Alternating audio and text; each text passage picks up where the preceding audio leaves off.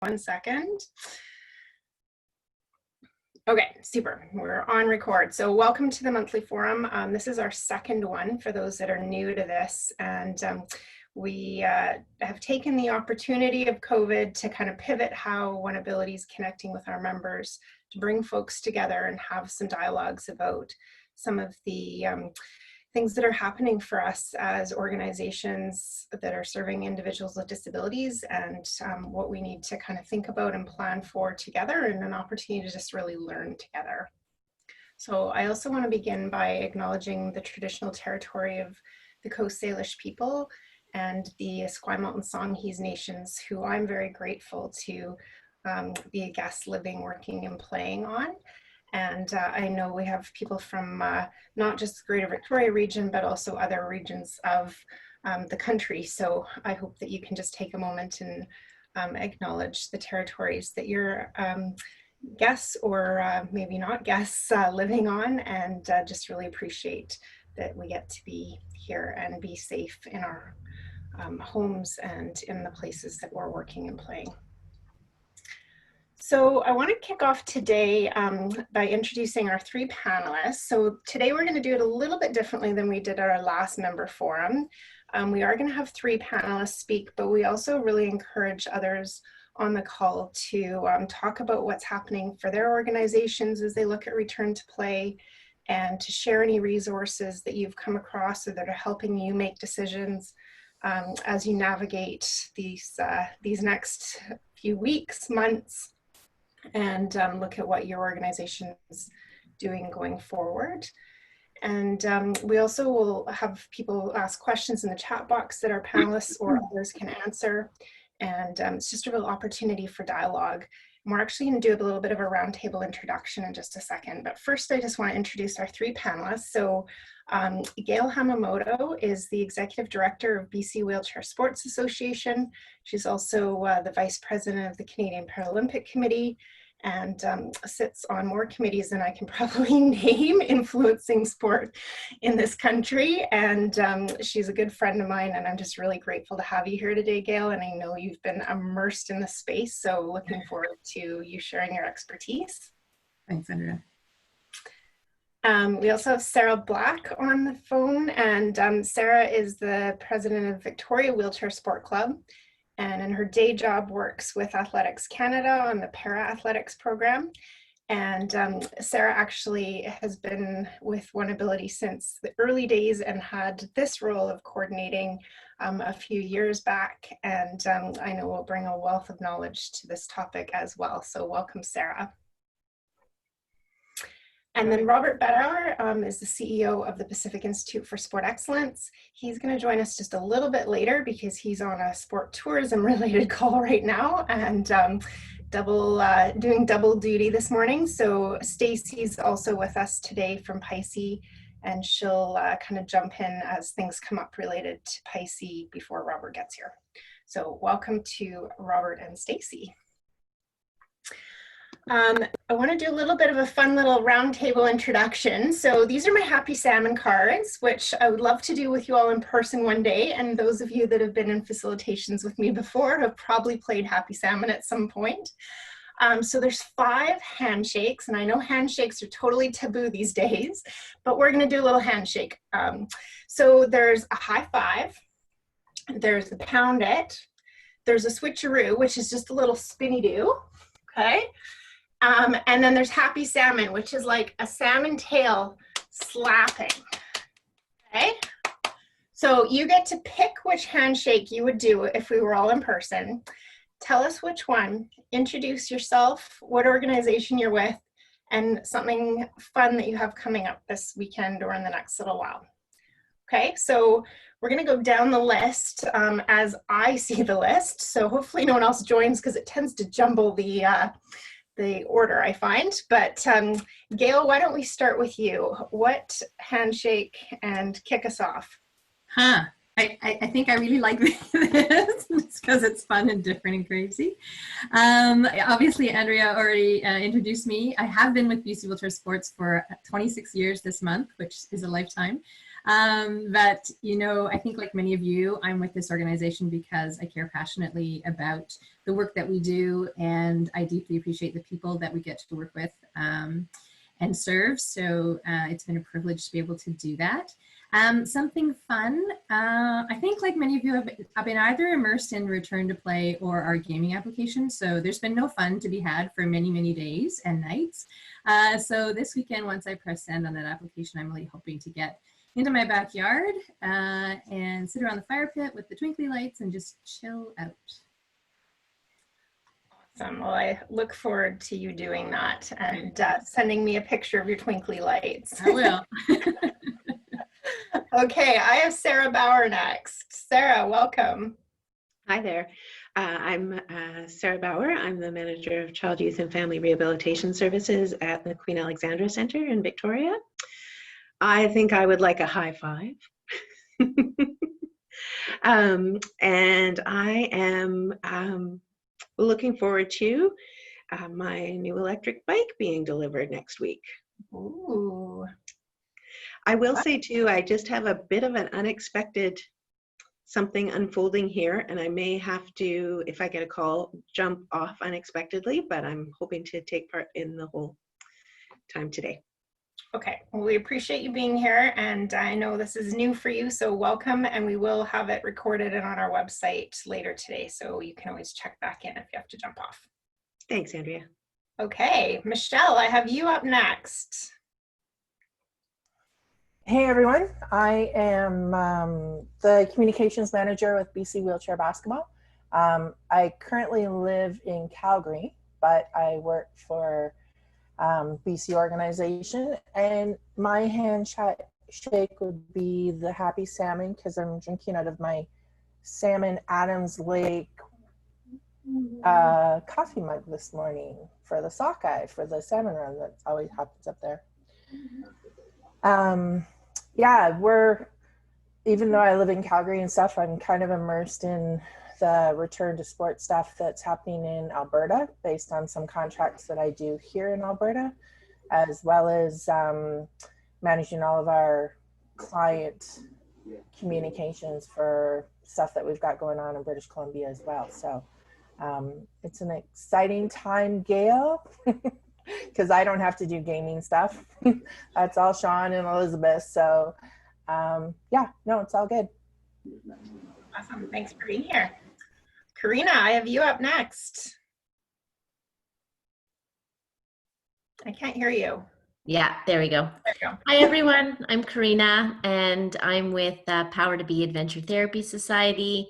I'm in the role of Director of Programs and Impact, so focus on programs, partnerships, evaluation, and impact, supporting diverse people to connect outside and in nature.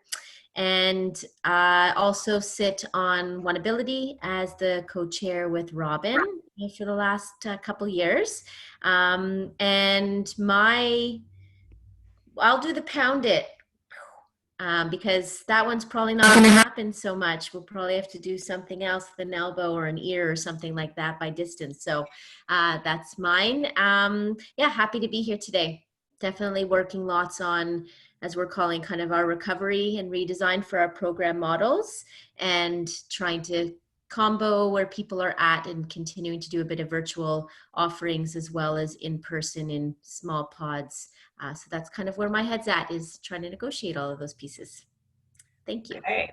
I'm intrigued by the pound it with the ear. I feel like that's closer to a hug. Okay, I have Jay Remedios.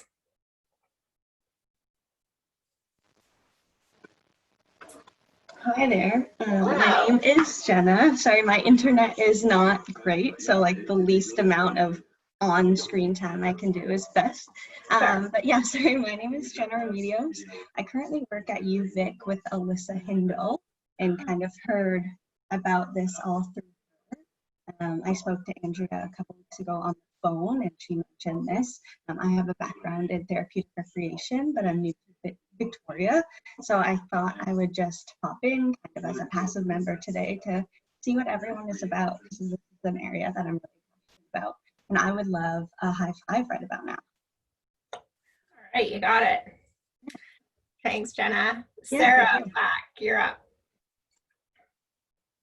All right, Andrea already gave a little bit of an intro about my, I guess, professional background. So for my handshake, I probably do the switcheroo because it's pretty hard to not be in a good mood when you're kind of dancing around. And yeah, like Gail, I've been swamped with gaming grant and before that gaming audit. So I'm looking forward to pressing send today.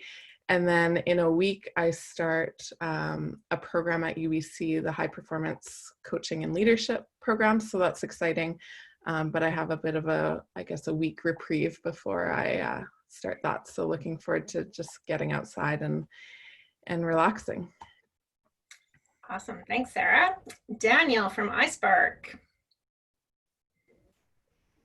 Good morning, everyone. Daniel Young Mercer, currently working with iSpark, going into my 5th year, provincial coordinator of physical activity training and development. So that means I oversee a program we have called Fit Nation.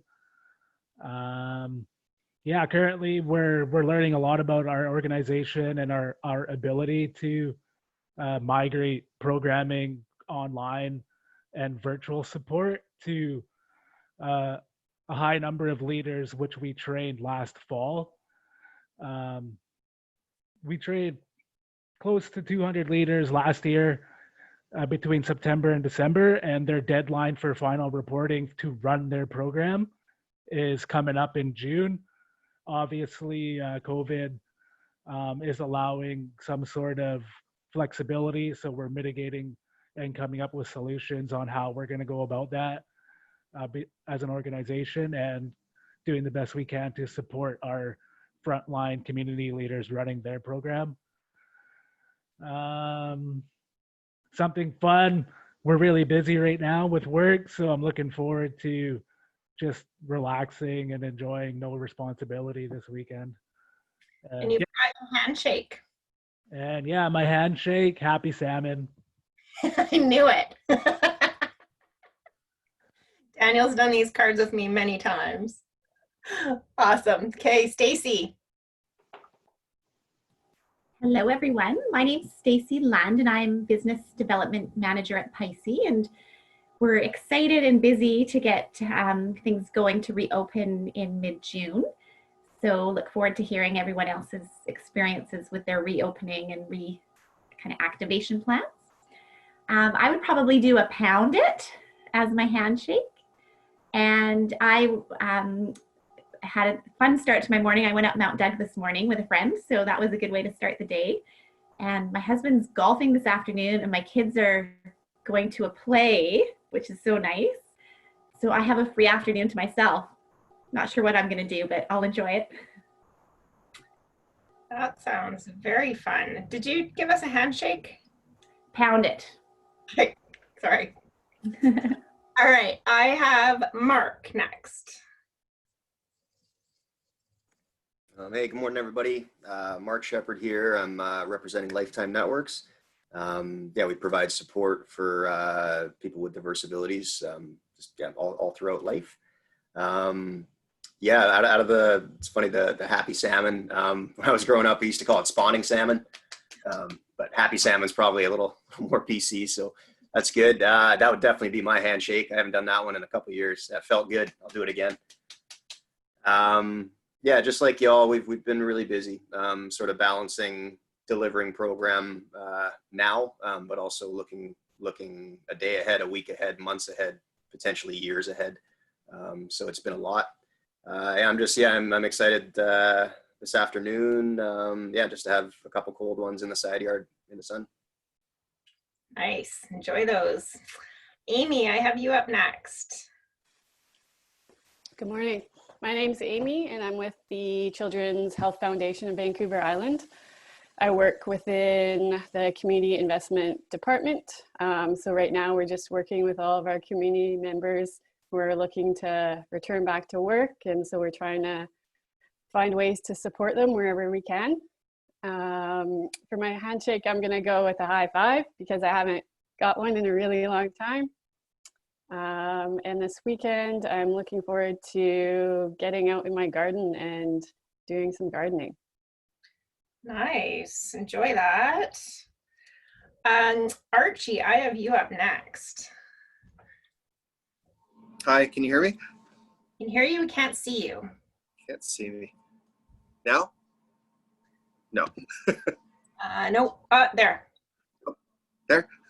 Hi, I'm Archie. I'm the Director of Access and Awareness at Variety Village in Toronto, Ontario. I'm going to high five everybody, and it's nice to meet everybody. Some of the faces that I'm seeing today are emails I've seen back and forth, and lots of people I haven't actually met yet, so it's nice to see people in person.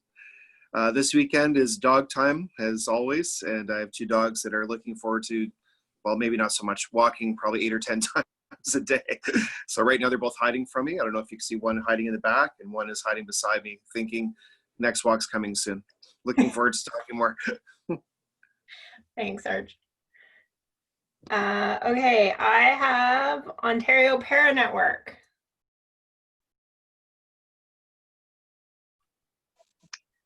Hi there, it's Laura Wilson. I'm with the Ontario Para Network. I'm the executive director. I'm sort of the Gail and Sean combined in Ontario, although it would take me a lifetime to try and gather their knowledge and experience that they have. But I really wasn't sure what OneAbility was all about, and I hope you don't mind me joining. If it's a Victoria Island or Vancouver Island, Victoria only organization, you can kick me out. But I saw Archie on here and I thought, okay, I think I'm okay if Archie's here. I'm anxious to hear about return to play protocols as we all try and work to put together some semblance of policies regarding return to play. Ontario is so far behind BC that it will be weeks before we're even in phase 2 of return to play. So it actually works out in my favor as I can see what you're all doing and really just copy it. So I'm here to learn more information. My handshake would probably be a high five. Fun for the weekend. We've got a truckload of river rock being delivered to put in the garden to try and keep the dogs out of the gardens. And if we can still move on Sunday, I'd like to get out for a round of golf. So again, you can kick me out if you don't think I should be here. No, you're totally welcome, Laura. Just for the rest of the group, I actually jumped on an Alberta call yesterday that Michelle was also on, just to learn what Alberta's doing. It's an Alberta Parasport group, and got to kind of borrow some of their return to play learnings. And I had extended this to some of our colleagues across the country because I know it's important that we all just learn from each other. So yeah, just trying to gather as much as we can right now. So you're totally welcome, Laura. And we're going to talk about our hub that we're creating on our website a little bit later with some resources that you're welcome again to check out. So all good. We're thrilled to have you here. We're a very inclusive group, so it's all good. I have Nicole next. Hi everyone, my name is Nicole. I'm the Inclusive Programming Coordinator at CanAssist at the University of Victoria, and I also work alongside Andrea with OneAbility. And I would do a high five because I'm usually coaching Special Olympics right now, and I am missing my high fives. So everyone, there you go. I graduated yesterday from UVic with Bachelor of Arts in Recreation Health Education. So I am so excited this weekend for the first time in like 5 years just to relax. Gonna go be outside, hike, spend some time in my garden. So yeah, thanks for having us today. Awesome. Okay, I have Keely next. Hopefully I'm saying that right.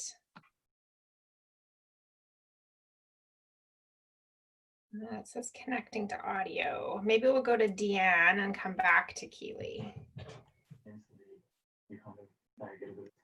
Okay, sorry, I'm having troubles with my connection too. I've been on and off a couple times since we started, so I'm not sure what the high five pound it switcheroo is. I missed that. But I'm from Calgary Recreation, and we run adapted programs in partnership with a number of different agencies. Awesome. And what are you going to do that's fun this weekend? Oh, fun this weekend. Well, we're hoping to get out on the lake if it's a nice day on Saturday. Awesome. Okay, super. Keely, can you get on? Okay, maybe just pop something in the chat box if you can't, and we'll maybe move on to having our speakers start. So I'm going to actually stop sharing the screen because we don't need to look at our happy salmons anymore, but thank you very much for participating, everyone.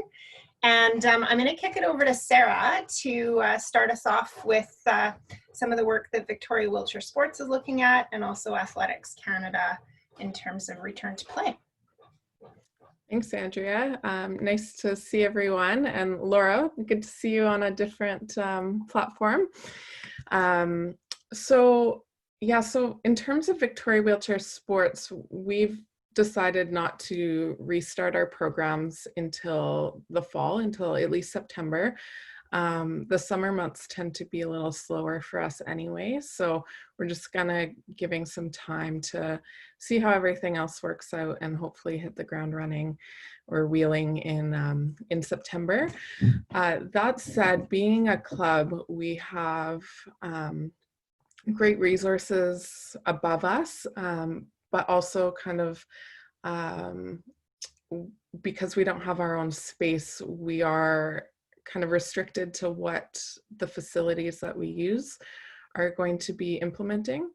So we're kind of going to be following the guidelines of our provincial sport organizations, so BC Wheelchair Sports, BC Wheelchair Basketball, and Sportability for our different wheelchair sports. And then using that information and working with the facilities that we work at, or we deliver our programs at, so PICE and CARSA, West Shore Parks and Rec, to then determine our plan. So at this point, it would be, I guess, a waste of time and resources for us to put together a plan without those plans in place already from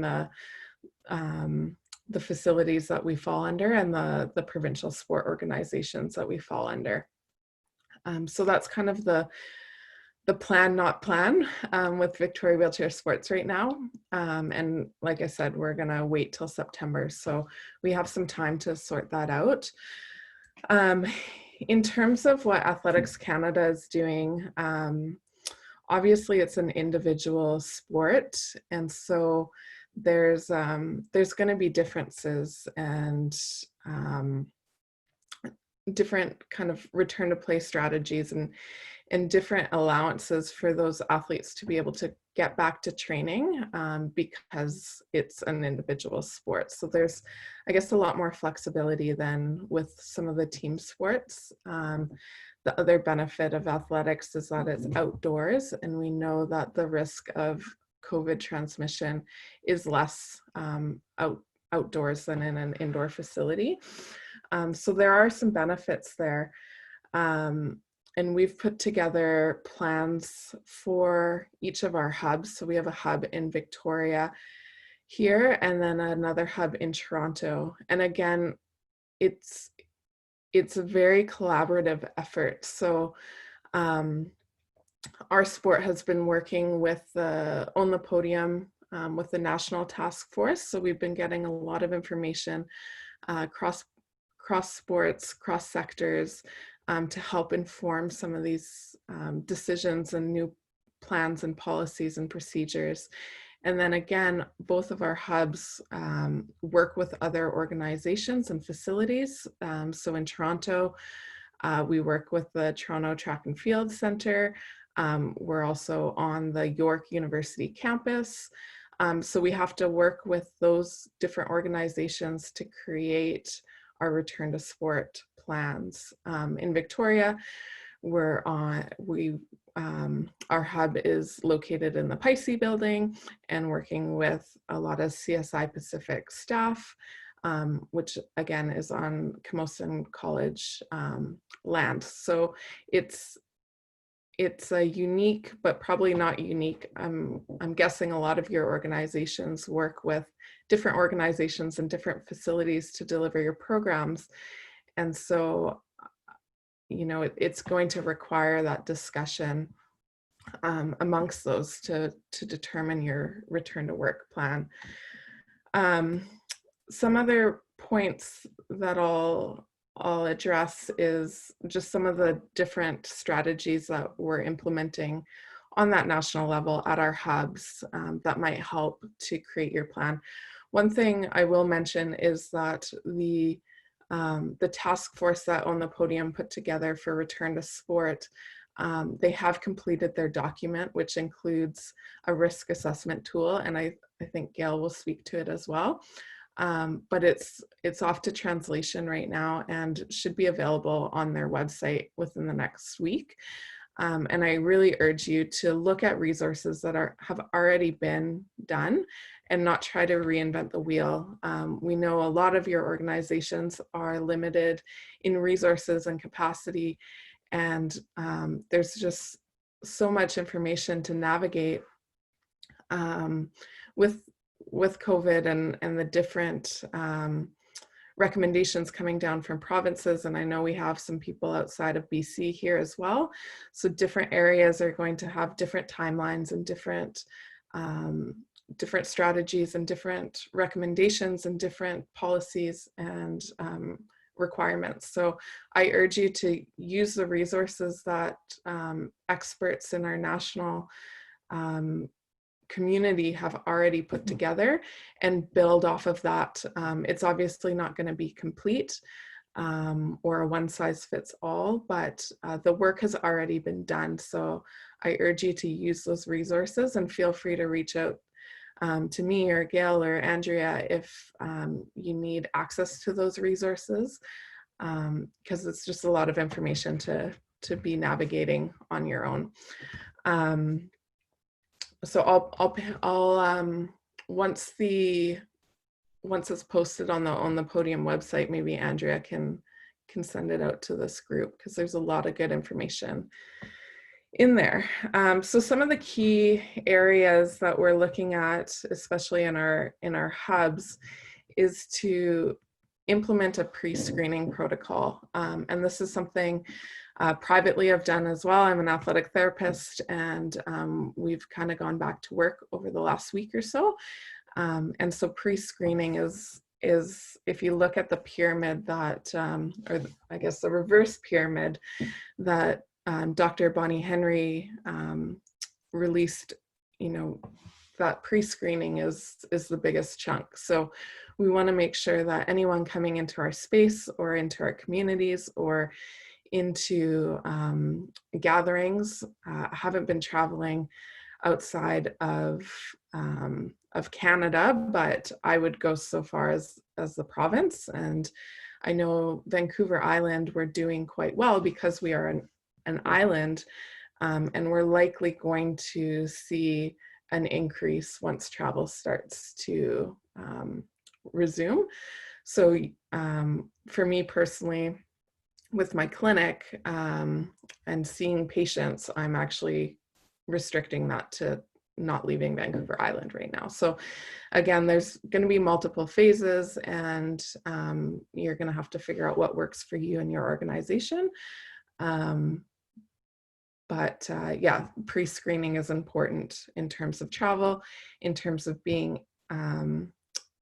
in close proximity to someone who's been sick, and then for any signs and symptoms. And again, there's a lot of pre-screening forms that are already in existence. So I urge you to access those and modify them accordingly versus starting from scratch on your own.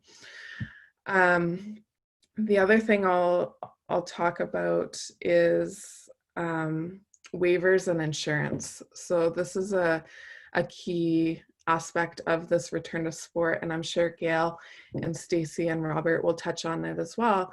But a lot of insurance companies are not covering COVID transmission, in which case we need to add another layer of informed consent or a waiver. And so understanding that if you are participating in this program or accessing this facility, you understand the risks of COVID transmission. It's important that it's informed, so you're outlining all your policies and procedures that are mitigating that risk, but that there's no way to completely eradicate that risk, so that the participant is taking that risk, but they understand those risks involved. So that's something to look into, both from your insurance company and then how are you going to kind of bridge that gap. The other thing I think that is important to note in this group is vulnerable populations. So in the National Task Force, they looked at kind of para versus able-bodied, and it's not as simple as separating those two. There's able-bodied participants that are in that higher risk category due to respiratory conditions, diabetes, different health conditions that increase their risk of COVID transmission and increase or decrease their ability to kind of fight the virus. So it's important to look at that, but then also on our para-athlete side, or athletes with disabilities, just because they have a disability doesn't necessarily mean they're higher risk either. However, especially when we look at spinal cord injury and those individuals that have respiratory conditions or compromised immune systems, those would fit into that higher risk category as well. And that all will fit into the risk assessment tool that On the Podium and that National Task Force has created. So you kind of have to look at, okay, who is your population? Who fits into higher risk categories? We also know that those individuals who are 60 and above tend to be higher risk as well. So if seniors fit into your population group, that's important to consider as well. And perhaps it's a multi-stage approach. And yeah, I think that's kind of all I'll touch on. One thing, again, from our hub perspectives is that when people are coming to your program or your facility, it's purpose-driven. It's not something that can be done virtually. And this is something we're working on from a therapy standpoint as well. We're still trying to decrease or still trying to manage physical distancing where possible. And yeah, so making sure that there's a purpose when someone enters a facility or into a higher risk environment. And once that purpose is complete, they then remove themselves from that environment. So no kind of hanging around before or after programs and socializing. One other thing that kind of popped into my head is transportation. And so from Athletics Canada standpoint, athletes won't be able to use public transport to get to training at our hubs. And again, I think most of your organizations are delivering direct programming, but for those that have athletes or participants that are doing their own thing, those are kind of harder to manage. So we're decentralized sports, so we have athletes that are not training at our hubs. So we're providing those recommendations, but at the end of the day, those athletes are either a club member or a provincial sport organization member, and so need to follow those specific mandates from the provinces, as again, we only have direct control over the athletes in our hub. And we have athletes in other parts of the country falling under different provinces. So Quebec's going to be different than BC, then is going to be different than Ontario. And you know, again, most of us are in BC, most of us are on the island, but if we're delivering programs elsewhere in the province, it's important to understand that the local health authority might differ in different areas. So those that are more provincial driven, you might have to adjust your plans in different areas. And that can be a hard thing to manage, and we're anticipating that within our athletes, is that kind of, well, so-and-so in BC gets to train and I still have to stay at home. So we're managing all of those kind of differences as well. Okay, I think I blabbered enough there. Hopefully some of it was helpful. Again, I urge you to utilize the resources that are readily available. For those of you that do fall under a provincial sport organization or provincial body, you know, look to them, who are typically getting information from the national sport organizations. So don't go at it alone. There's lots of help, there's lots of resources. There's no sense reinventing the wheel right now. So feel free to reach out if you have any questions. And I got to jump off at 10:25 here. But yeah, I'm available for any questions after that via email. Maybe just throw your email in the chat box before you sign off, Sarah, so that people can email you directly if they've got questions. That would be great. So Gail, I'm going to flip it over to you. I'm going to thank Sarah, though, for that, in case we don't get to circle back to you before you leave, Sarah, but that was a great overview of the various pieces and hats you're wearing and navigating all of this. So thank you for that. And Gail, take it away. Okay. Thank you. I just want to start by saying by no means am I an expert in this space, but I'm more than happy to share what we've learned so far and sort of the work that we're doing. And I also want to acknowledge that this has been a team effort at BC Wheelchair Sports with each of the staff leading their respective sport-specific plans and liaising with their partner organizations. So for those of you who aren't familiar with BC Wheelchair Sports, we manage wheelchair tennis, athletics with respect to wheelchair racing and seated throws, as well as wheelchair rugby. So most of the information that I'll be sharing at this point is in relation to those three sports and the plans that we're developing for them. I'm going to sort of speak initially about alignment, and Andrea asked us to share something, you know, around what we're doing with provincial and national bodies. So I know for us, and I'm sure for many of you, the challenge has been to keep up to date with all of the information and processes as a multi-sport disability-based organization.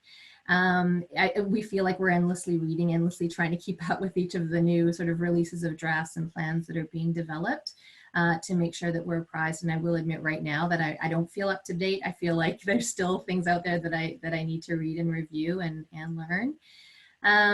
And we also are very aware that many of our members play multiple sports, and so alignment with our partners is super important. In addition to the sports that I mentioned, we're working hard to make sure that we're aligned with BC Wheelchair Basketball with Sportability. We are a part of the BC Spinal Cord Injury Community Services Network, which includes Spinal Cord Injury BC, the Neil Squire Society, the Disability Foundation, BC Wheelchair Basketball, and ourselves. And so we meet regularly as executive directors and share the work that we're doing. Again, to learn, to share, to network, and hope that we're sort of all on the same page as much as we can be. With respect to organizations that we've been able to learn from, obviously in our space, Via Sport has been providing leadership in their developing sector-wide guidelines that will be approved by the Ministry of Health and WorkSafe BC. Once we receive those, we'll ensure that the plans that we are developing for each of our sports aligns with those sector-wide guidelines. And in fact, we're required to do that. And then we must have board approval at our end, and then we are able to release them to our respective clubs, our membership, our sports, and share them more broadly. Via Sport has conducted roundtables where the provincial sport organizations have been sorted by sort of groupings. So, for example, indoor team sport, outdoor individual sport, those kinds of things. And then they had one specifically for organizations that serve individuals with disabilities. So we sat in on a number of those because our sports cross various categories. And it was an opportunity to share again and to provide to provide content on the guidelines that they're developing. Another organization we've been closely aligned with or in touch with is Sport BC, obviously. They've been very helpful in terms of clarifying the insurance coverage situation that Sarah referred to. So we are not covered for anything COVID related. Some sports, in fact, are, very few, but we are not. So as Sarah has mentioned, we've been doing some work with partner organizations to make sure that we have a number of documents in place, and I'll speak to those in a little bit. And they've also been helpful in terms of the federal government programs that we, I think collectively are trying to access. We are all part of the payroll system at Sport BC, and so the wage subsidies program is dependent for some of the organizations on Sport BC's ability to apply. And unfortunately right now that's hit a bit of a roadblock, and so a lot of those organizations aren't currently able to apply for those subsidies, but they're working their way through it. Sport BC has also recently had a presentation from Steve Indig, who works for the Sport Law Strategy Group, on risk and liability around delivering sport. And again, if you don't know the Sport Law Strategy Group, they have a great website. They do a weekly blog, weekly webinar every Wednesday where they do a question and answer specifically around COVID and the situations we're finding ourselves in right now. Maybe Andrea, if you want to pop their website up in the chat box so people can go there. I believe they record them, and they also post sort of blog notes on each of the week's presentations. So that I've found that to be helpful. And they are lawyers and they are sports system experts, so that's a good place to go. Another thing that Sport BC has given some leadership on is how to host a virtual AGM. So a lot of us, well, I would assume many of us in this group are all nonprofits who have to have AGMs, and in this time and place aren't able to do them in person. And so they did a whole session on how to host a virtual AGM, some of the programs that are available to enable voting online and that sort of thing. And so those resources I think are really helpful for those of you that are facing that. And also Sport BC has been looking at their advocacy and communication role on behalf of the sports system with government, with insurance agencies and that kind of thing. So they've been really active in this space. With respect to our national sport organizations, we obviously are aligned with Tennis Canada. We've been in regular contact with their senior staff and providing input on para considerations. I think the responsibility that we feel is that in integrated sport organizations, we have to make sure that there's an awareness of what the para considerations might be. And by no means do we have the answers, but certainly we've been asking the questions and making sure that people are considering the different scenarios and different factors that impact our population, and ensuring that there's an awareness that the blanket return to play policies that have been set out by some of those organizations have a gap with respect to where para content is. Our staff have been attending Team BC meetings, Tennis BC meetings and Tennis BC guideline development consultations, and they've been very active in that space as well. Specifically with respect to tennis, it's been complicated by the fact that community courts are now open. So the recreation system and local municipalities have opened their courts and put sort of blanket policies on the outside of the court. And so it kind of gives everyone the impression that it's safe to go. And so our concern around duty of care is making sure that we're informing those individuals who play wheelchair tennis of what the risks might be and what our recommendation guidelines look like. Now we've been sort of stalled with respect to being able to get that information out because, as I said before, we're only allowed to release it once VIA Sport has released sector-wide guidelines. So our concern at the moment is that we know that some of our athletes are going out onto tennis courts and playing. And we've had individual conversations with those people to say, make sure that you're aware of the risks, make sure that you follow certain steps to protect yourself and the people that you're playing with. So as soon as we are able, I would say that's our sport that's rushed right now. As soon as we are able to get guidelines out for the public, then we're going to do that. Now, for us, for that sport, we are absolutely looking at a phased approach. So Our first set of guidelines will be if you as an individual chooses to go play at your local community court, these are the things we recommend you consider. We ourselves do not plan on having any return to sport programs until at least July. We don't want to rush. We want to be cautious, careful, and really thoughtful about how we approach our own programming. I think tennis will be the first one that goes back because it is an individual sport that allows for good spacing and it is outdoors. But we want to make sure we have all our ducks in a row before we do anything from our end that, you know, that we fund, that we're sanctioning. So it will be very unlikely to see anything before July in that regard. And then athletics, Sarah already spoke to the national perspective in athletics. I would say provincially, BC Athletics has been very strong in their communication with their clubs and with their membership. In fact, I look at their stuff and think, oh my goodness, we need to communicate more. We're not doing enough. So I've appreciated all of the communication work that they've done. And our staff have also been engaged with their various outreach meetings and such. You know, obviously we're thinking that this will be the second sport that kind of goes back again because it's outdoor and it's individual and we have some ability to mitigate risk given that it's an outdoor environment. With respect to wheelchair rugby, that is the one that is much more complicated. It is an indoor sport played with individuals with typically a higher level of disability and many of whom have a higher level of risk and comorbidity factors.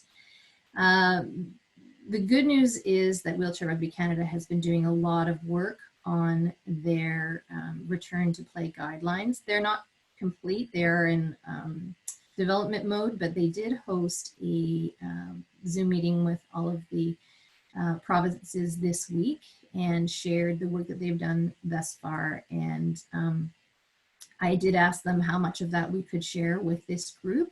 And so of the documents that they shared with us, I got permission to share their PSO, so Provincial Sport Organization, for those of you who aren't in PSOs, Club Risk Assessment and Mitigation Checklist tool. So that's great. It has a list of questions built from the document that Sarah referred to in terms of the national On the Podium document that was released to all the sports, but this one's from a wheelchair rugby lens.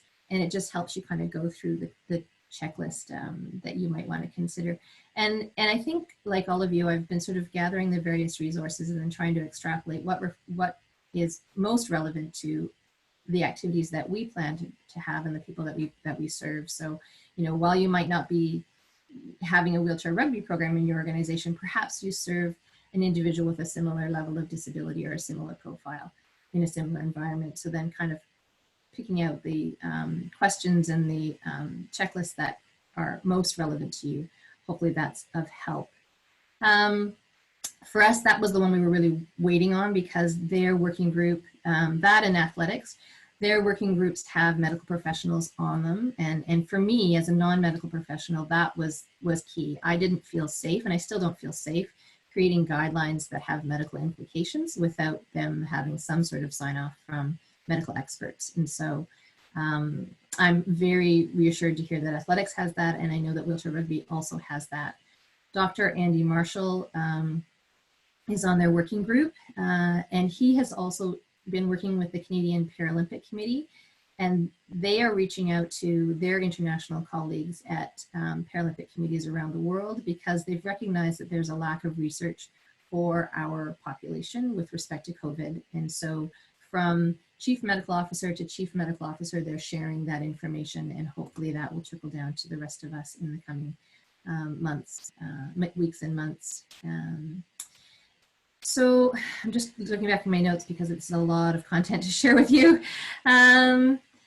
They are hosting another question and answer meeting with Rugby Canada, on Monday, and so we'll have a little bit more information at that time as well. Their key message to us, and this is an approach that we're taking as well, is that we're taking it slowly and we're taking it carefully, and that this is a long-term view, particularly for wheelchair rugby. It will be one of the last sports to return, and really waiting to see how other sports and facilities fare in this first 1 and 2 phases, because Because of the risk level of athletes who play wheelchair rugby, some with quadriplegia and other types of disability, they're not the people that you want to start with. We want to make sure that we see how things unfold before we go back with wheelchair rugby. In speaking with the Canadian Paralympic Committee, they reinforce the fact that internationally, nationally and internationally, they don't see sports or activities for individuals with high support needs going back until late fall and into the winter. And in my view, that will be complicated by whether or not we get a second wave or a third wave. And so really we're sitting here waiting to see what those second wave conditions might look like and not rushing back. I will say that the guidelines that Wheelchair Rugby Canada has put out are really, really good with respect to, you know, they looked at when we do go back, what does it look like? What do the phased approaches look like? So wheelchair rugby is played on a basketball-sized court, and, you know, maybe you have one person per quarter of court doing their own individual activity in that space. And then that's phase one. There's no contact, there's no sharing of ball, there's no close proximity. Everybody's in their own individual space that can be as safe as possible. Once they go to a phase two, then it's a smaller group interaction. Again, maybe space, but not shared ball. And then just phase by phase by phase as we go, and assessing the risk and assessing, you know, the path that COVID takes in our community. Stop me, Andrea, if I'm just yammering on. I want to ask one specific question. Sure.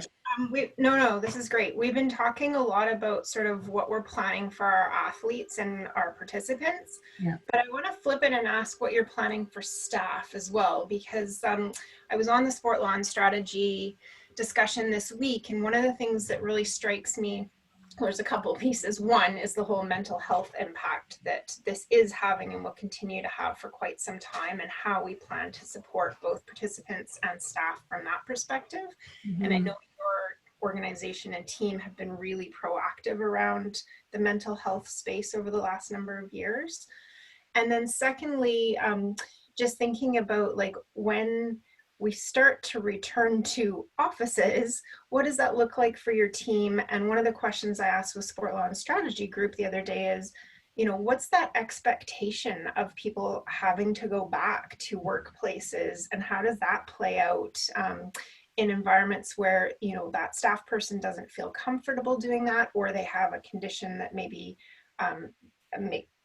puts them in a higher risk of vulnerability. So how are we kind of navigating some of those pieces? Sure. And I will say right at the beginning, Andrea was we hosted a large international tournament right before everything shut down. So we went from being in touch with everybody to being in touch with nobody. It was a very surreal week. So basically March 13th, we shut our office down. We all went home. And we spent probably 2 weeks making sure that everybody was set up well at home and had the technology that they needed, and as you know, whatever tools that they needed. Basically, people pilfered whatever they needed from their office space, took home chairs, took home monitors, took home whatever they had, and we bought whatever they needed to be able to function at home. And so that's where we've been since then. We have weekly Zoom staff meetings, which is more often than we would have normally had before. And so we all gather, and it's a good probably 2.5 hours once a week where we do that. And it runs the gamut. Sort of, we always start with how's everybody doing? You know, people share stories, people touch. And I would say that the meeting kind of goes all over the map, depending on whatever anybody wants to talk about. But we do keep everybody up to speed with what's happening and what we're all working on individually and collectively. And Return to Sport has really dominated the meetings recently. And as Andrea knows, we're really a family. And so even though we have our official staff meeting, we have pockets of little side happy hours, as they'll call them, you know, little groups of staff here or staff there, or people will touch base with each other and make sure that people are doing okay. If someone seems especially quiet, it might not be me that reaches out. I might speak to another staff and say, hey, so-and-so seemed really quiet on that call. Like, how are they doing? Have you reached out? So that's kind of been an informal way of doing things. We haven't formally implemented more practitioner support. I'm pondering it and wondering about whether we have someone on contract that people can reach out to. We have someone on contract that for athletes to reach out to, but I'm pondering whether or not we should be doing that for our staff as well as we kind of find our way through this. Interestingly enough, we are working on the return to work plans as well in consultation with Spinal Cord Injury BC, who's sort of the parent organization of the building that we work in. They're working on all the practical aspects based on the WorkSafe BC guidelines that are out there. However, I asked my staff on our meeting this week, how many of you want to come back to the office? And it was a resounding no. Nobody, I mean, we love each other.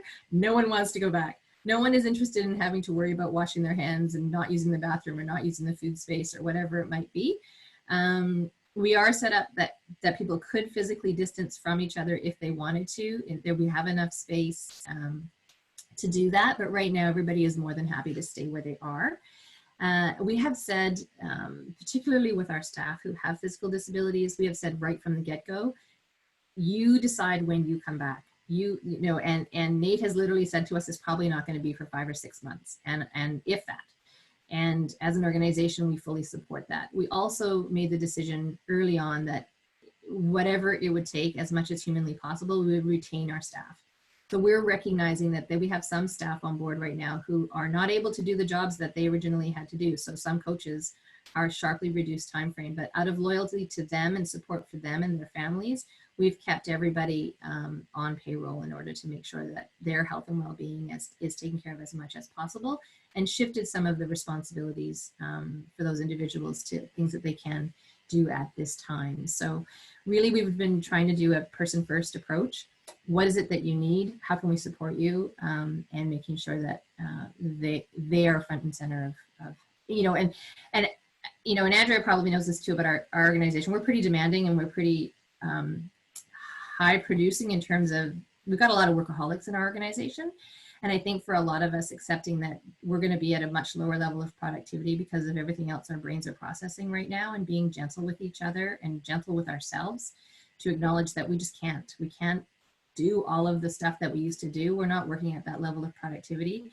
If we need a day where we are just staring at a wall or curled up under a blanket, we take it. That's just the way it is. So does that kind of cover, Andrea, a little bit of what you're asking? Yeah, no, that's great. Thank you, Gail. I just, I am so conscious that in all of this, we're very focused on our participants, but I want to make sure that we continue to reflect on the people that are actually running our shows for us as well, and making sure that they don't get lost in all of this. And I also, you know, have great concern about sort of, as I said, what those mental health impacts will be longer term, and that we don't sort of just jump into what was and forget that this has had a tremendous impact on so many people in our organization. Absolutely. Yeah. I did want to touch on, if it's okay, around the communications pieces, and perhaps some of the other content that I have will come up in question and answer. But as I kind of joked earlier that I thought some other organizations were doing a much better job of communication than we were. And so it's sort of like looking back at, okay, what can we do? What do we need to do? And I think this is probably relative to what any organization, not necessarily a sports specific organization, but you know, we've looked at what do our website posts look like? What are we telling people about return to play, about where we're at in shutdown? I think we could have done a better job than we did initially, and we're trying to ramp that up. We also sent direct emails to all of our membership and have done 2 or 3 of those to say, here's where we're at. And again, that was based on stuff that I was seeing other organizations do better than we were doing. Our staff have been in direct communication with our clubs and coaches around where they're at and what they're doing. This week, we're sending a return to play survey to all of our members to say, what is your comfort level in terms of returning? What supports do you have to help you with return to play? And what supports do you need in terms of return to play? And then an opportunity to have provide input and express their concerns. And we're going to preamble that with, we're in no rush to return to play. We just want to understand where everybody else is at. Next week, we'll be having Zoom meetings with our individual sports, starting with tennis, and then the following week will be athletics and rugby to talk about where we're at with the return to play protocol. Again, get their feedback, make sure everybody's on the same page, because What we're learning is education is key, as well as accountability. So a provincial sport organization can put in all of these rules and regulations and policies, but if we haven't put in the accountability measures and educated our clubs who are actually going to have to deliver this on the ground, then we're not setting them up to succeed, and we're putting our membership at risk. So we have to really look at, and I don't have all the answers yet, but we're looking at how can we make it easy or easier for clubs to be able to implement the things that we're asking them to implement. And back to Sarah's information, you know, all the waivers now that need to be signed, the declarations, the self-declarations. So another piece of the puzzle is it seems to be the standard is now to have each person attending your program sign a declaration saying they don't have symptoms, they haven't been out of the country, all of those things, sign that declaration every time. So, you know, we're working with volunteers who are going to have to implement all of that. How do we make that easy? You know, how do we make that easy but still legally sound? So we were told this week that a check mark isn't enough. It has to be a unique signature on a form. So we're looking at, does that mean special programs, or does that mean a paper copy for everybody? We're working our way through all of that. The other thing that we're looking at is apparently the Red Cross has a grant program for training in the use of PPE and also provision of PPE supplies. So part of the federal government granting process for charities, this is one of those pieces. And so one of our staff are looking into, is that useful for us? Is that useful for our coaches and for our instructors? And could that help us in the case that we need to get PPE supplies for the running of our programs? In terms of sort of short-term priorities, as you said, Andrea, our number one priority is maintaining the health and wellness of staff and maintaining the health and wellness of the athletes in our programs. So we have touched base with our athletes and given them some online training and online tasks, but really not with respect to high performance training, more with respect to basic mental health, community, and physical activity. Organizationally, we did really look at redundancy of work. So if any one of us fell ill, do we have the systems in place that somebody else could pick up that work? And initially we absolutely did not, but I'd say we're getting better in terms of what we've documented in terms of our own work plans, and we're taking this time to make sure that we've got, you know, how to host this event document in place, how to run this program document in place, you know, all of the different job descriptions that we maybe only ever had in the brain of one of the people that was working. So that's something we've been working hard on as well. And I think, like all of you, fund development has been a huge concern for us. And so I've spent a ton of my time initially trying to create a budget. How do you create a budget right now? You know, obviously we have a projected deficit right now, trying to look at new sources of funding, making the assumption that the majority of the grants that we did typically have in our budget are not available at this time because a lot of people either don't have the resources or have shifted to COVID. And then looking at how we're eligible for government subsidies. So that's taken up a ton of our time. And it's been difficult, I'm not gonna lie. And in terms of future plans, we're just trying to keep all our ears to the ground in terms of partner organizations, both the ones that I've talked about, but also international organizations, what they're doing. BCRPA recently released their documents, and as did CRPA. So those of you working in recreation, I would encourage you to go look at those documents. I haven't read them thoroughly yet, but I'm going to, and see how they apply. We are obviously looking closely with, looking at closely what the facilities are doing, and have meetings set up next week for some of our major facility partners. And then longer term event hosting and competition planning. But I don't, you know, that's the huge unknown for us. When we can return to event hosting and competition planning is anyone's guess. The earliest event we have planned at this point is next March, and I'm doubtful that that's going to happen. And if it does happen, perhaps it's a much more modified version, a more domestic, perhaps even in province version of an event. Okay, talked enough. Thank you. I just want to call attention to a couple of comments in the chat box that folks might want to pay attention to from Karina and Amy in terms of some of the things their organizations are doing. And I want to turn it over to Robert Bedar from Pisces, who's just joined us. And so Robert, we've been having a pretty robust discussion and explanation about sort of what Victoria Wheelchair Sports and Athletics Canada was undertaking, now what Gail with BC Wheelchair Sports has been working on, and now we'd love to hear from Pisces in terms of where you're at and with your planning. And has Stacy shared anything to date? No, we've not gotten to Stacy. It's been fast and furious. Okay. All right. Well, as you know particularly well, Andrea, PICE is a multifaceted sport organization. It's a landlord. It is a community recreation facility. It is a leader in physical literacy development, and it has tried to be a strong partner in enhancing inclusion and accessibility. But all of that essentially with a not-for-profit business model, meaning we're not really government funded. We have to find a way to economically keep the organization stable and to grow. So I'm just going to take one step back because I was just on a task force meeting in my role as chair of the Sport Tourism Commission. So I'm plugged into the economic situation in Victoria, and it's catastrophic. Just to give you some perspective, this is Paul Nursey and others speaking, and in their survey of the sort of top leading businesses in our community, the best that any business is doing is having lost 70% of their business. The range is from 70% to 98%, and a huge number are a month away from insolvency. So that's just to try to put everything into perspective. And Gail, I heard your comments.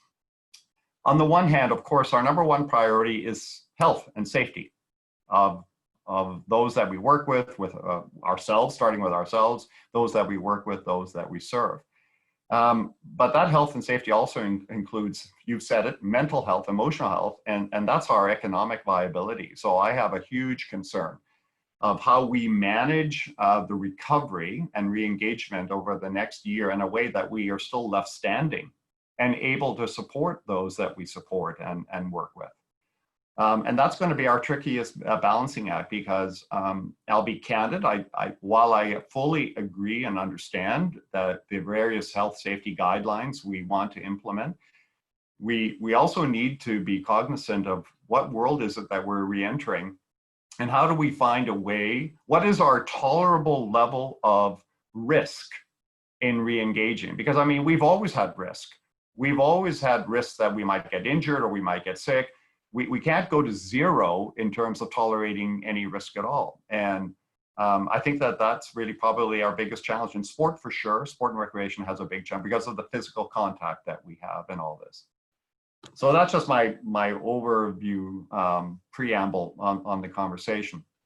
So at PICE, we never closed the facility, in part because Camosun College is one of our major partners, and post-secondary were given pretty clear directives by the Ministry of Education to keep the facilities open, the buildings open, even though virtually all classes went online, and all classes will be online in the fall, as an example. And my son who goes to UBC has also been given notice, all online. So that's just, again, give you some perspective of other sectors.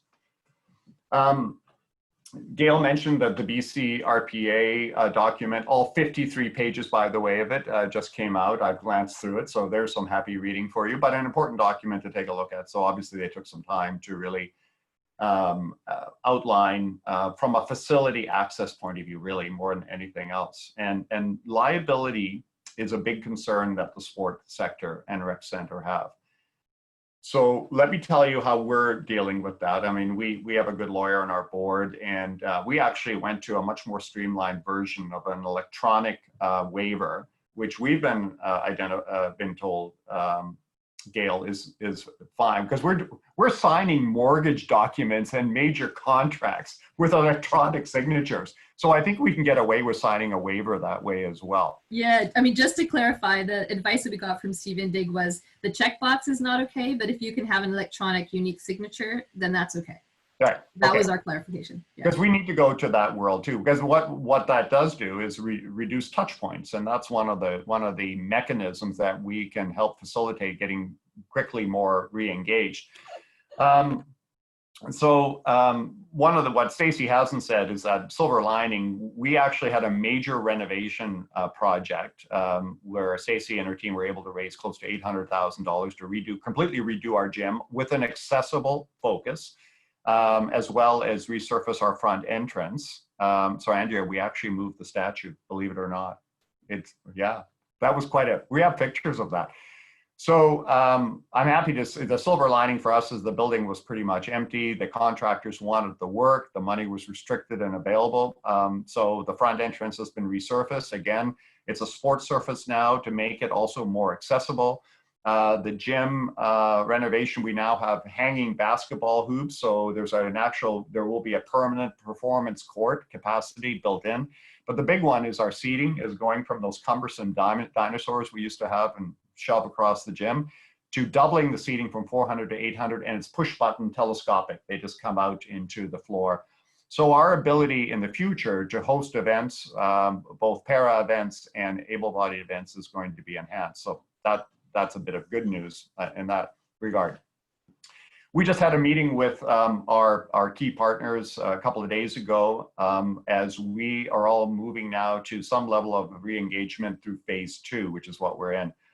So we, first of all of us are using the WorkSafe BC outline in developing our health safety plan. Each organization needs to develop a health safety plan. We are, and there's a whole protocol of how they should be communicated and posted and how we train and prepare our staff. So we've already got that at a pretty advanced stage, and our current plan is to reopen some of our programming and our fitness center on a very phased approach as of June 15th. And this is that date, I can just share a bit with you, is that the June 15th looks like it's a date that a number of recreation departments in Victoria are looking to start opening. Oak Bay, I know, is going to targeting June 15th. Panorama, I think, is June 8th, but could be 15th as well. I think Clint and I have been in communication. I think the 15th is something that might be realistic for CARSA as well. Saanich is going to be later. They've said to me end of June earliest, maybe mid-July. So again, because we have so many municipalities in Victoria, they're not all necessarily on the same page, although we are trying to coordinate as much as possible. What will be consistent, and the best way to manage liability is that you follow the guidelines established by the Provincial Health Authority and by WorkSafe BC, as well as whatever the sports sector has outlined. So Via Sport, for example, has been tasked by the provincial government to come up with what I'll call sort of generic return to play guidelines and health safety guidelines, which are then communicated to all the PSOs and DSOs to help them develop their plans. Now, it's a bit late in the day, but it's not their fault. The government's holding on to it. It's interesting that BCRPA was released before the sport piece. But that's and Gail, you know all this, right? That then PSOs, DSOs develop their plan following those protocols. And the advice that we've been given from our legal support is liability is based on negligence, and the threshold for negligence is, did you behave by a reasonable standard of conduct that would be congruent with what you're doing, whether it's an organization or an individual, what have you. So in the case of liability for something like COVID, I mean, we all have waivers anyway in place for programs that we specifically deliver. So the COVID, there is no insurance per se for COVID or for any pandemic, but we have liability waivers. And that's based on us putting in following the guidelines and then applying the guidelines, training the staff, providing that environment. And if you have done that, then you won't in a reasonable situation be found negligent. There's a risk in everything we do. That never goes away. There's always an expectation that when we're running organizations or programs, that we're applying everything with an appropriate standard of conduct and protocols and support and all those pieces. That hasn't changed. And in our case, we've just added a line about COVID, but at the end of the day, we still have to maintain the usual high professional standard of conduct. And now we have to add the health safety guideline component to it. And if we do that, then the risk of liability is mitigated. And this is actually one of the biggest conversations in the sports sector right now. I'm fully aware of it, right? And there's a real concern and almost panic about how exposed are we going to be if we bring, sport or activity back and something happens. And I think the legal profession has to help us here say, look, follow the guidelines, apply the guidelines, do the best that you can, reach that standard of what it would be considered reasonable in the situation, and that's consistent to how we've behaved in the past. So that's how we're proceeding with that piece. So what does June 15th look like at Pisces? It's the fitness center. We're fortunate we have a large one internally. We feel we can comfortably create what they're calling a 5-meter radius station. So 10 station areas will be set up in our fitness center. We're going to go to a reservation booking system whereby you can book for an hour and a half a station, and then we allow for half an hour to clean. And then the next wave comes in. There will be a protocol for how clients will enter the south end of our facility. So it's controlled. They go to a registration area, which is our front desk. We've already set up plexiglass, and I think that's permanent, by the way. I think some of the protocols that we put in place to deal with COVID will stay permanently in place. And I see plexiglass for frontline staff be in place, whether it's at a grocery store or at a fitness center. And then our coaches will rove. If they can't maintain 6 feet proximity, they'll wear a mask. We're going to have outdoor stations set as well. And there's no showering. It'll be bathroom access, yes. Showering, no. Universal gym, washroom, yes. So when we talk about what will folks with a disability be able to access Pisces facility, the answer is yes. In fact, it's probably a very controlled environment, which is very beneficial. That's what our phase 2 is going to look like. There'll be no access to the 3rd floor. That'll be reserved for staff.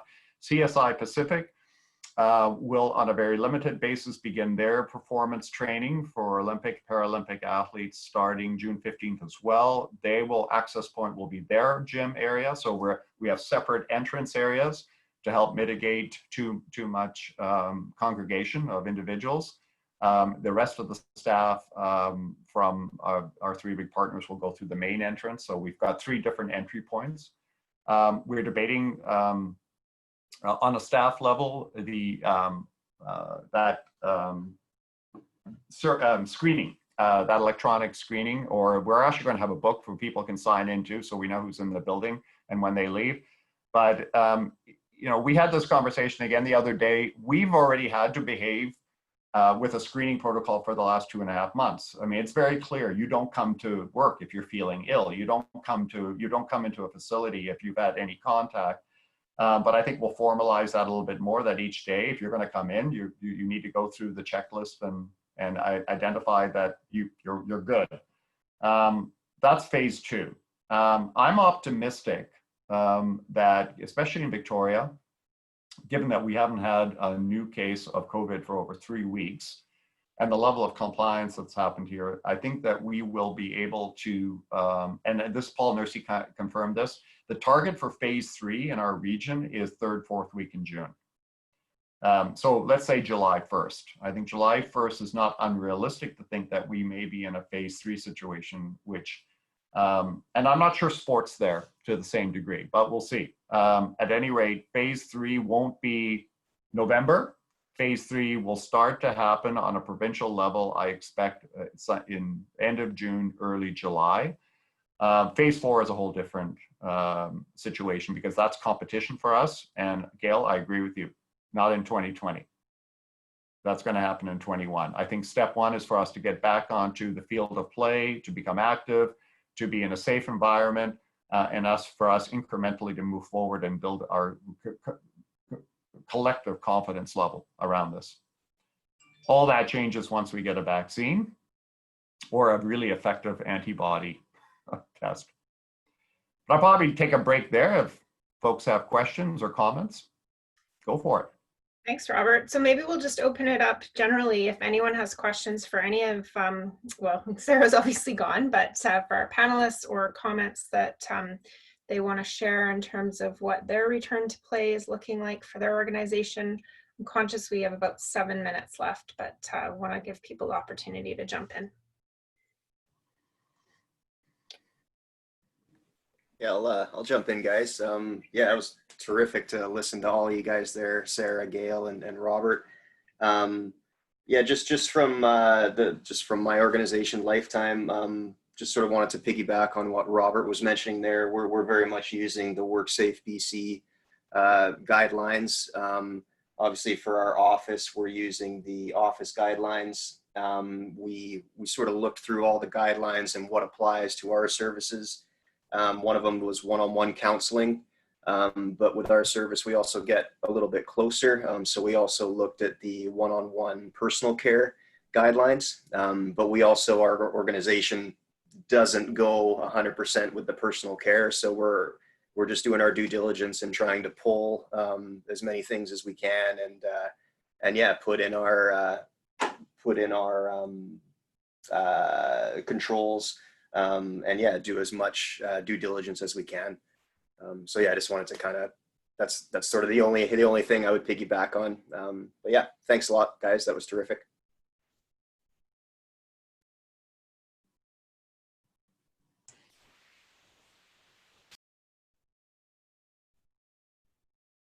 I'm muted.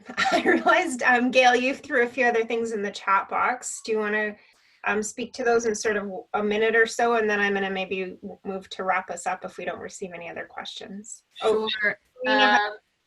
Yeah, two things. One of them was, I know Michelle McDonnell in our staff group is looking at creating a checklist for individuals to use. So for our athletes and our members to have to say, what questions do I need to ask of both myself in terms of my own personal risk, and perhaps the facility or the location where I'm thinking of going to train or practice, so that they themselves are armed, because we're looking at it in two ways. One, yes, liability and what are we legally required to do, but also duty of care. So our biggest concern here is the health and safety of our members.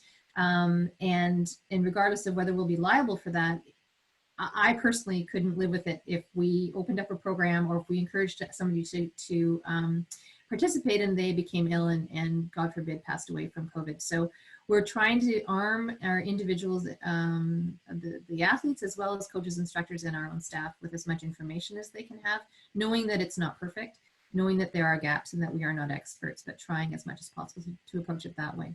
And then in terms of screening, Wheelchair Rugby Canada provided some good questions to ponder with respect to the difficulty of screening with our populations that we serve.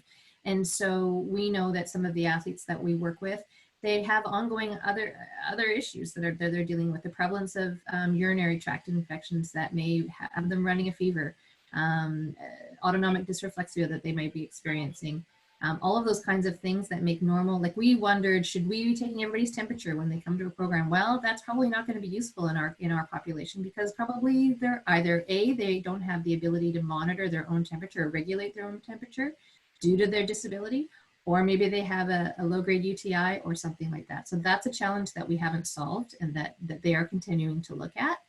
And then on our call with VIA Sport and the Disability Sport Organization, Special Olympics raised the issue that their athletes in some cases aren't able to self-declare how they're feeling or really analyze whether or not they've got symptoms or what their exposure has been. So when we're talking about people with disabilities, both cognitive and physical, screening becomes a problematic process. Yeah, absolutely. I'm going to open it to Karina, who has a question for us. Hi. Yeah, it's a small one, but it's more about language and communication. We've been in some of the meetings that I've been working with in other collectives and groups. We're advised to internally not use the same language that the BC Health Regulations has said in regards to phases. And I'm just finding that internally we're struggling with how do we communicate to our staff and our stakeholders about the levels or the stages, how they work coincide with the BC Health Regulations, but what we're actually doing internally. And I'm just wondering if anyone else has a preference of what they're doing, or if you saw this as well, or you are internally using the word phases. Just more of a language communication question. Sorry, why would phases be problematic? Maybe I'm missing something. We were given the advice to not use the same language in the health regulations because that's the health regulations phases, and internally to use something different. And that's where I'm hearing today that's not the case for some of the organizations here. So it's just good to hear if that is your internal communication is matching the same language. Well, I'll speak first. We think it's important that that's part of the consistent message. And I think it gives confidence to our members and to the community at large that we are following collectively the guidelines that have been established. So consistent language to me makes sense in that regard.